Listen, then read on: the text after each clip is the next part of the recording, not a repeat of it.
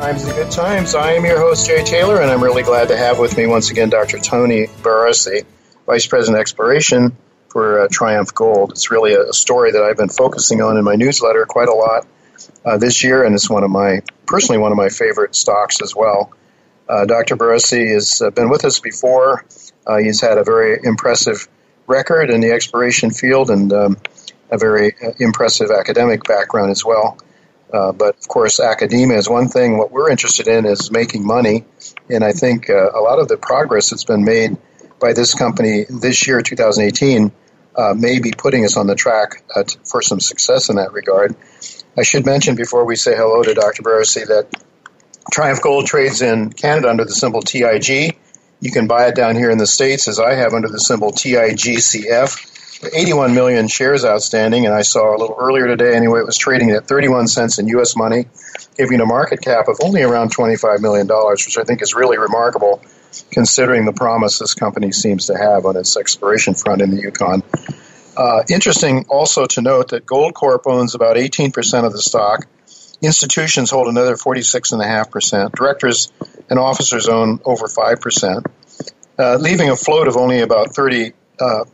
So I think this is really important also to note the kind of shareholders that are in this company present stability to the stock, which is very, very important as well in this industry. So I think that's another big plus.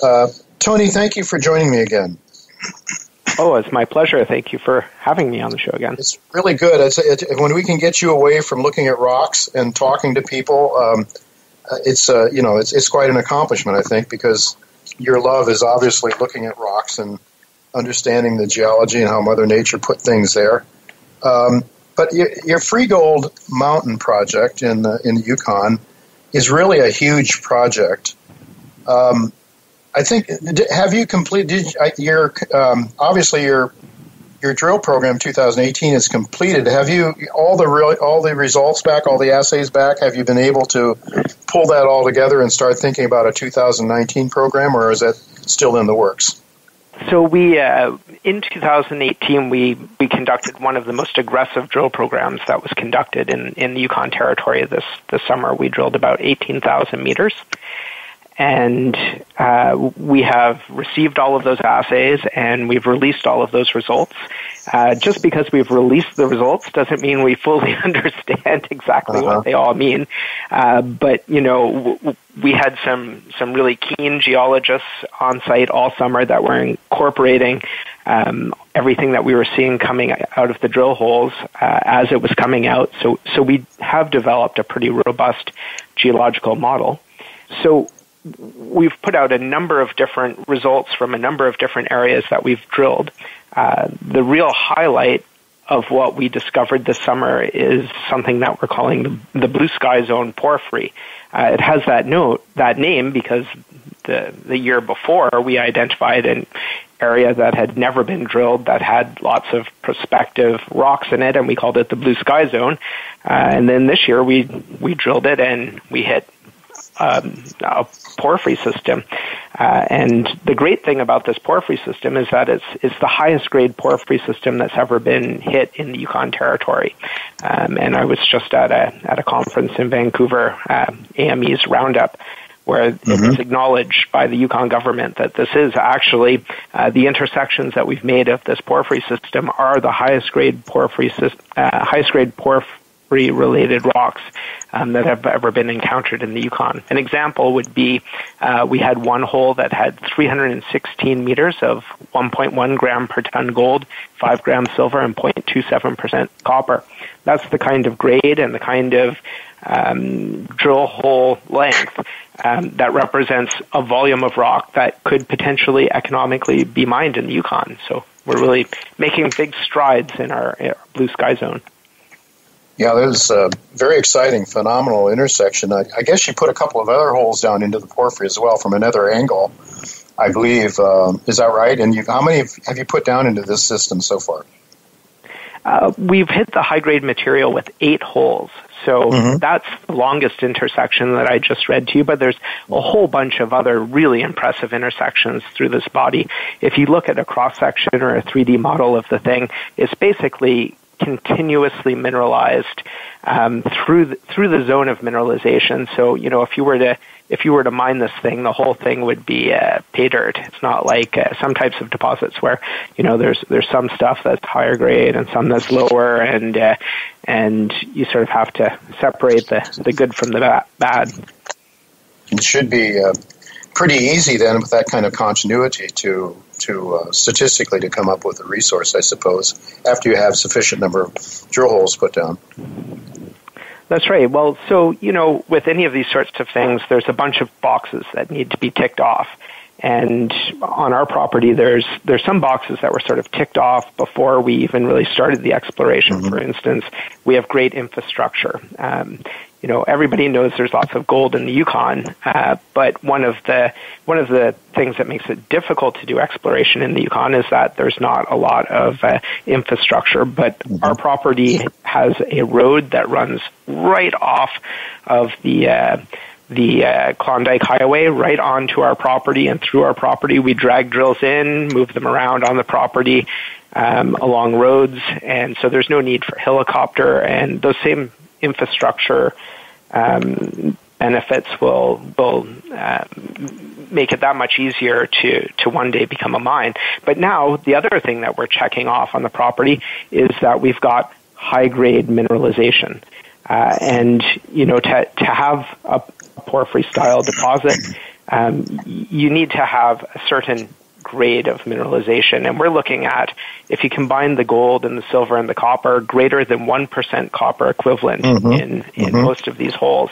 So that's another box that we're checking off. The next box that we need to check off is volume. We really need to have a lot of this rock. And that's the kind of thing that you can't just check off in a year. It's the kind of thing that you need to do a lot of drilling to define a large volume of rock. Mm-hmm. Have you done any metallurgical studies yet at all? So over the blue sky zone, we haven't done any metallurgical work yet, but there are similar styles of mineralization nearby where we actually have current 43101 resources.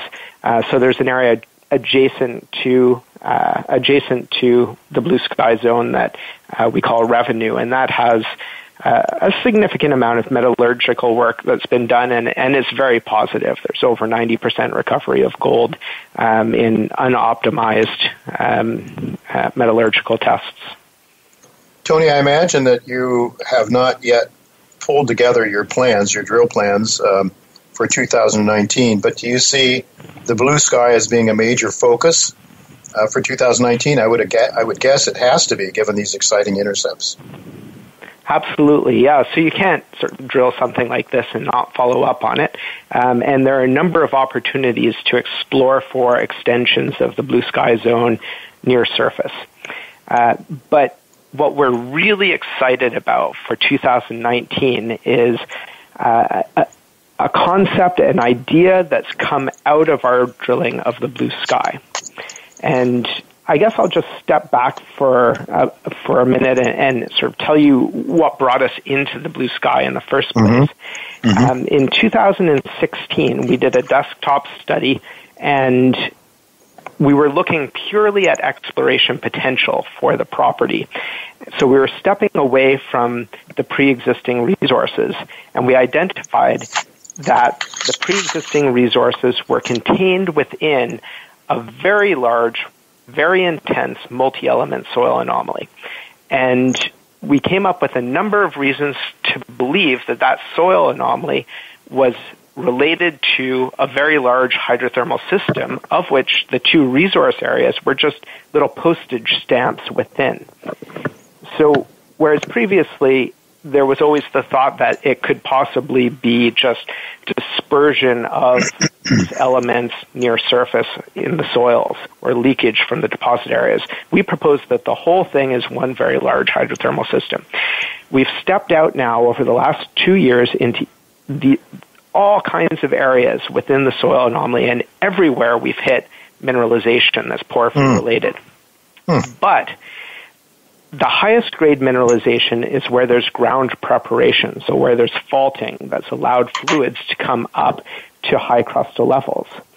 Well, now what we think is that this entire 6-kilometer area is underlain by something that's much larger and much better mineralized than anything that's near the surface. So we're just looking at little sniffs of what all of this is coming up from. And, that's the kind of thing that promotional guys will say all the time whenever you go to a mining conference or something. Well, we hear it all the time. Exactly. But we've got a bunch of scientific data that shows that this almost has to be the case. We have a whole bunch of geochronology, and that's where the age of the rocks. And all of the rocks that are at surface in this 6-kilometer area are about 30 million years older than the mineralization itself. And that means that there has to be an intrusion at depth underneath this that is the source of the metals and fluids that has caused the mineralization. And just wherever there were leaks up to the near surface is where there's the high-grade mineralization. So because on the quality of that evidence, we've decided that next year we're going to drill the Yukon's deepest hole under the Yukon's richest porphyry. So we're gonna collar a hole right behind the blue sky porphyry, and we're gonna drill right down that sucker until we get into this causative intrusion that we propose is there. And this is exactly the same kind of story that Sol Gold had for Cascabel. They had a big hydrothermal footprint, and they drilled down a high-grade zone knowing that there had to be a blind intrusion under there, and they hit it, and a few years later they had a 12 million-ounce gold resource. Well, it's going to be fun to watch, for sure. One of the drivers we'll be keeping our eyes on this year.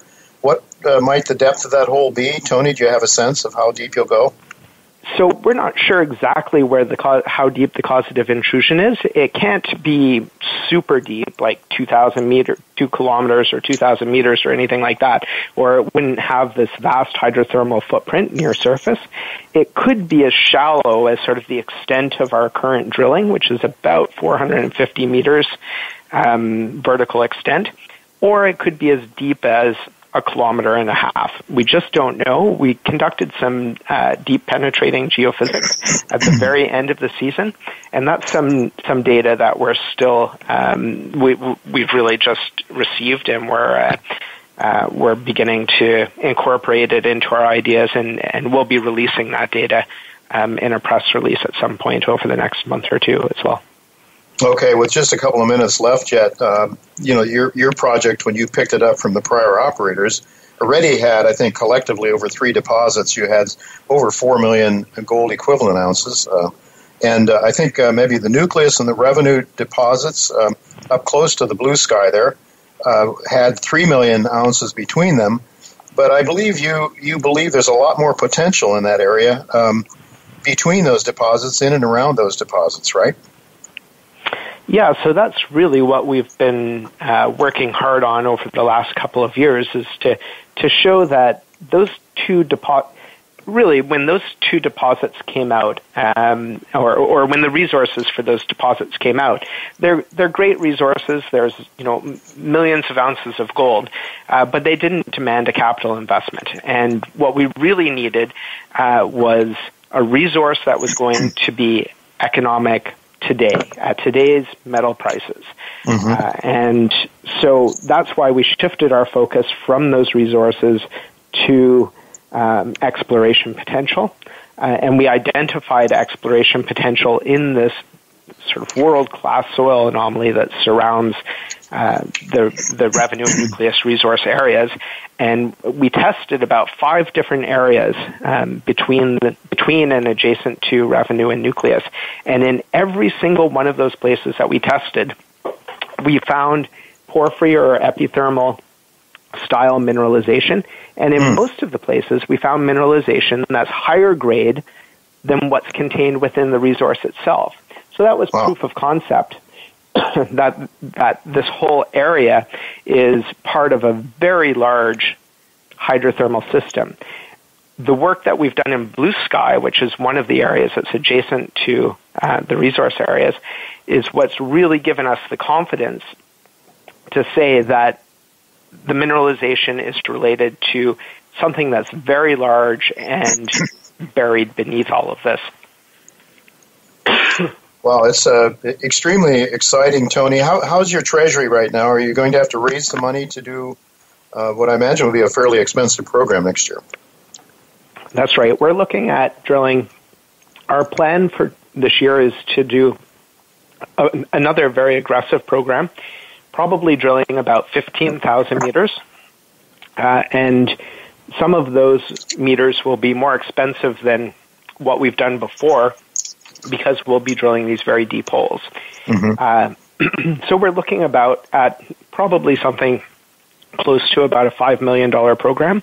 And mm-hmm. that's not dissimilar from what we've done the last 2 years with financings related to Goldcorp buying into our company and a number of other investments that have been made over the last few years. And yes, we will be looking to raise some money for the upcoming program. All right. Well, we'll have to leave it go at that. Tony, thank you so much for being with us today. Very exciting story. And I hope we can keep up with you or your colleagues in the future as you begin your work in 2019. Thank you so much. Oh, all right. My pleasure. Thank you for your interest, Jay.